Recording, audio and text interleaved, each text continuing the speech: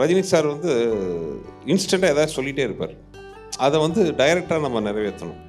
அந்த லொக்கேஷனில் யூனிட்டில் ஒருத்தர் வந்து சும்மா குச்சி தட்டும்போது கான்க்ரீட்டில் குச்சி பவுன்ஸ் ஆச்சு. அது வரைக்கும் அந்த சீனில் அவர் கையில் குச்சிங்கிறதே இல்லை. அதை பார்த்தோன்னே டக்குன்னு அவர் என்ன பண்ணுறாரு, அதை பிடிச்சி சுதர் நல்லா இருக்குது, நான் ஒன்று பண்ணுறேன், இந்த குச்சி பாருங்க அப்படி தட்டி இந்த கையில் கேட்ச் பண்ணுறேன். அப்போ அந்த வில்லன் வந்தோடனே நான் அந்த குச்சி அப்படி தட்டினோன்னே அது உள்ளே இறங்குச்சு. ஒரு காலில் ஒரு தட்டினேன், ஒரு கோடு போட்டேன், இந்த கோட்டை தாண்டி நீ வரக்கூடாது. ரஜினி சார் வந்து இன்ஸ்டண்ட்டாக ஏதாவது சொல்லிகிட்டே இருப்பார். அதை வந்து டைரெக்டாக நம்ம நிறைவேற்றணும். அந்த லொக்கேஷனில் யூனிட்டில் ஒருத்தர் வந்து சும்மா குச்சி தட்டும்போது கான்க்ரீட்டில் குச்சி பவுன்ஸ் ஆச்சு.